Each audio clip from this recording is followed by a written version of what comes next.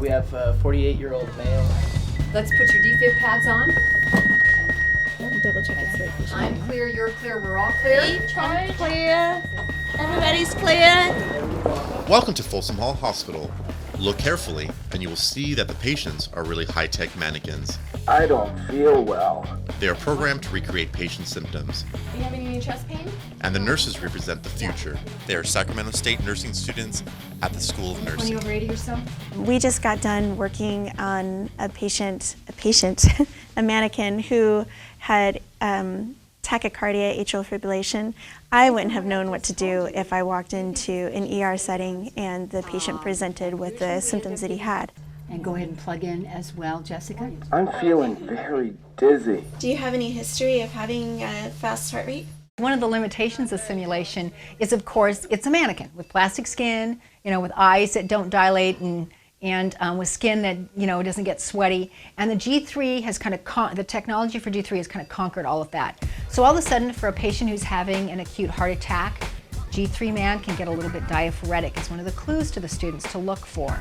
G3 man's eyes, when you give different medications, can, constrict or can dilate in response to that medication. The eyes can dilate, he can cry, he can have seizures. This is the state-of-the-art mannequin, the G3, which just went online at the end of March. I like that we don't have to pretend that something is happening. We can now envision it on our patient.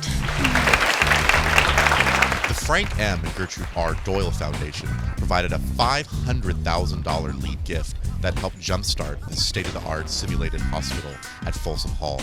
Sacramento State leveraged this generous gift with donations from the University Foundation Board and other donors, including alumni, maritime faculty, private foundations, and regional employers and health providers. The result? High-tech simulation labs and a 21st century nursing education. I think the thing that's so exciting is you actually see students with light bulbs that go on in their learning. And not only light bulbs that go on, they stay on.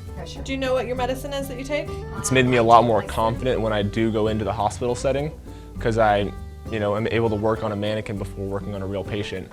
And it's honed my, various skills that we use in the hospital. We have all new monitors for all of the bedsides, and then all of the diagnostic equipment as well. Private funding has also helped provide diagnostic tools at the head of each hospital bed, suction in airports, workstations, and new monitors, as well as new beds for the sim patients. We bought beds to accommodate all of the simulators. Things break. We're always going to need more equipment, new technology.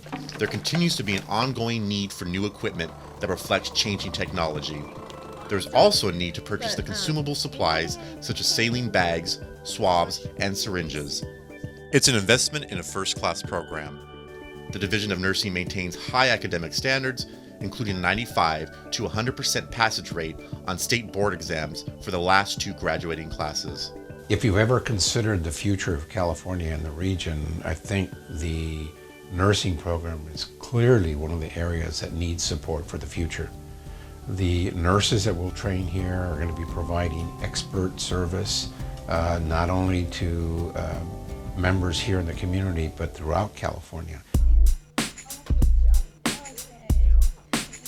We are producing cutting-edge, technology-savvy nurses that are going to be up and ready and functioning in the acute care setting much quicker than they were in the past.